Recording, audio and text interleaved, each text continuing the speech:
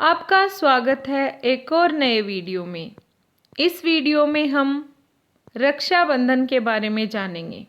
रक्षाबंधन का त्यौहार क्यों मनाया जाता है, इसका क्या आधार है, ये हम इस वीडियो के माध्यम से जानेंगे। पौराणिक आधार पर, ऐतिहासिक आधार पर और सामाजिक आधार पर रक्षाबंधन का क्या महत्व है, आप इस वीडियो में जान पाएंगे। शुरू करती हूँ मैं इन पंक्तियों के माध्यम से। भाई बहन का प्रेम है रक्षाबंधन, मौली के एक धागे से प्रकट करे स्नेह। भाई बहन का वो त्योहार है रक्षाबंधन। भाई बहन के स्नेह के बंधन को ही रक्षाबंधन कहा गया है। तो चलिए हम जानते हैं सबसे पहले पौराणिक आधार। ऐसी कौन सी कथा है जिसके आधार पर रक्षाबंधन का त्योहार मनाया जाता है? तो चलिए देखते हैं। हम जानेंगे इस वीडियो में रक्षाबंधन क्यों मनाते हैं, रक्षाबंधन क्यों मनाया जाता है। जानिए रक्षाबंधन की पौराणिक कथा। पौराणिक कथा है, पुराणों के अनुसार रक्षाबंधन पर्व लक्ष्मी जी का बलि को राखी बांधने से जुड़ा हुआ है। कथा कुछ इस प्रकार है।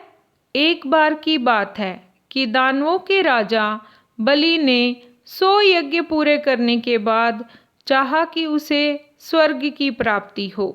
राजा बलि की इस मनोइच्छा का भान देव इंद्र को होने पर देव इंद्र का सिंहासन डोलने लगा। घबराकर इंद्र भगवान विष्णु की शरण में जाते हैं और उनसे प्रार्थना करते हैं, जिसके फलस्वरूप भगवान विष्णु वामन अवतार ले ब्राह्मण वेश धरकर राजा बलि के यहाँ भिक्षा मांगने पहुँच गए। ब्राह्मण बने श्री विष्णु ने भिक्षा में 3 पग भूमि मांग ली। राजा बलि अपने वचन पर अडिग रहते हुए श्री विष्णु को 3 पग भूमि दान में दे दी। वामन रूप में भगवान ने एक पग में स्वर्ग और दूसरे पग में पृथ्वी को नाप लिया। अब तीसरा पैर रखना शेष था। बलि के सामने संकट उत्पन्न हो गया। ऐसे में राजा बलि अपना वचन नहीं निभाता तो अधर्म होता।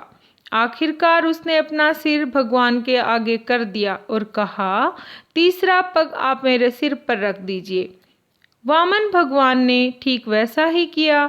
श्री विष्णु के पैर रखते ही राजा बलि परलोक पहुंच गया। बलि के द्वारा वचन का पालन करने पर भगवान विष्णु अत्यंत प्रसन्न हुए। उन्होंने आग्रह किया कि राजा बलि उनसे कुछ मांग ले। इसके बदले में बलि ने रात दिन भगवान को अपने सामने रहने का वचन मांग लिया। श्री विष्णु को अपना वचन का पालन करते हुए राजा बलि का द्वारपाल बनना पड़ा। इस समस्या के समाधान के लिए लक्ष्मी जी को नारद जी ने एक उपाय सुझाया। लक्ष्मी जी ने राजा बलि के पास जाकर उसे राखी बांध अपना भाई बनाया और उपहार स्वरूप अपने पति भगवान विष्णु को अपने साथ ले आई। इस दिन का ये प्रसंग है। उस दिन श्रावण मास की पूर्णिमा थी। उस दिन से ही रक्षाबंधन का पर्व मनाया जाने लगा। ये था पौराणिक आधार। एक और अन्य कहानी भी इस आधार पर चली हुई है। वो कहानी है, एक बार देव और दानवों में युद्ध शुरू हुआ। युद्ध में देवता पर दानव हावी होने लगे। यह देखकर इंद्रदेव घबराते हुए बृहस्पति के पास गए। इसके विषय में जब इंद्राणी को पता चला तो उन्होंने रेशम का धागा मंत्रों की शक्ति से पवित्र कर इसे अपने पति के हाथ पर बांध दिया। जिस दिन यह कार्य किया गया उस दिन श्रावण पूर्णिमा का दिन था। उसी दिन से श्रावण पूर्णिमा के दिन यहाँ धागा बांधने की प्रथा चली आ रही है। अब हम जानते हैं हिस्टोरिकल बेस पर रक्षाबंधन क्यों इम्पोर्टेंट है। ऐतिहासिक आधार पर बात उस समय की है जब राजपूतों और मुगलों की लड़ाई चल रही थी। उस समय चित्तौड़ के महाराजा की विधवा रानी कर्णवती ने अपने राज्य की रक्षा के लिए हुमायूं को राखी भेजी थी। हुमायूं ने भी उस राखी की लाज रखी और स्नेह दिखाते हुए उनसे तुरंत उसने तुरंत अपनी सेनाएं वापस बुला ली। इस ऐतिहासिक घटना ने भाई बहन के प्यार को मजबूती प्रदान की। इस घटना की याद में भी रक्षाबंधन का पर्व मनाया जाता है। आगे हम जानेंगे कि महाभारत में द्रौपदी का श्री कृष्ण को राखी बांधना क्या है। राखी का ये पर्व पुराणों से होता हुआ महाभारत अर्थात द्वापर युग में गया और आज आधुनिक काल में भी इस पर्व का महत्व कम नहीं हुआ है। राखी से जुड़ा हुआ एक प्रसंग महाभारत में भी पाया जाता है। प्रसंग इस प्रकार है। शिशुपाल का वध करते समय कृष्ण जी की तर्जनी अंगुली में चोट लग गई, जिसके फलस्वरूप अंगुली से लहू बहने लगा। लहू को रोकने के लिए द्रौपदी ने अपनी साड़ी की किनारी फाड़कर श्री कृष्ण की अंगुली पर बांध दी। इसी ऋण को चुकाने के लिए श्री कृष्ण ने चीरहरण के समय द्रौपदी की लाज बचाकर इस ऋण को चुकाया था। इस दिन की यह घटना है। उस दिन भी श्रावण मास की पूर्णिमा थी। आगे हम बात करेंगे रक्षाबंधन का धार्मिक आधार क्या है।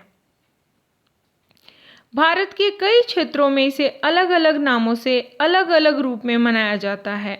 जैसे उत्तरांचल में इसे श्रावणी नाम से मनाया जाता है।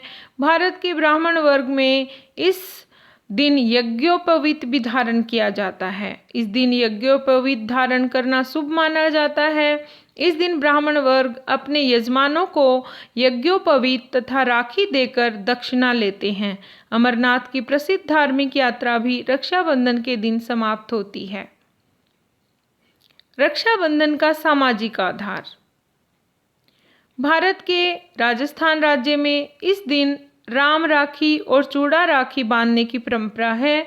राम राखी केवल भगवान को ही बांधी जाती है व चूड़ा राखी केवल भाभीयों की चूड़ियों में ही बांधी जाती है। ये रेशमी डोर से राखी बनाई जाती है। यहाँ राखी बांधने से पहले भाई को कच्चे दूध से अभिमंत्रित किया जाता है और राखी बांधने के बाद भोजन किया जाता है। राखी के अन्य रूप। भारत में स्थान बदलने के साथ ही पर्व को मनाने की परंपरा भी बदल जाती है। यही कारण है कि तमिलनाडु, केरल और उड़ीसा के दक्षिण में इसे अवनी अवितम के रूप में मनाया जाता है। इस पर्व का एक अन्य नाम भी है। इसे हरियाली तीज के नाम से भी जाना जाता है। इस दिन से पहले तक ठाकुर झूले में दर्शन देते हैं, परंतु रक्षाबंधन के दिन से ये दर्शन समाप्त होते हैं। तो ये थे रक्षाबंधन के विभिन्न आधार, जिसके आधार पर रक्षाबंधन मनाने की परंपरा शुरू हुई और आज हमारे विद्यालय में भी विद्यार्थी इस प्रतियोगिताओं में भाग लेते हैं और अनेक प्रकार की राखियां बनाते हैं। तो ये था मेरा वीडियो। अगर आपको पसंद आए तो लाइक ज़रूर करें। चैनल पर नए हैं तो सब्सक्राइब करें। Thank you.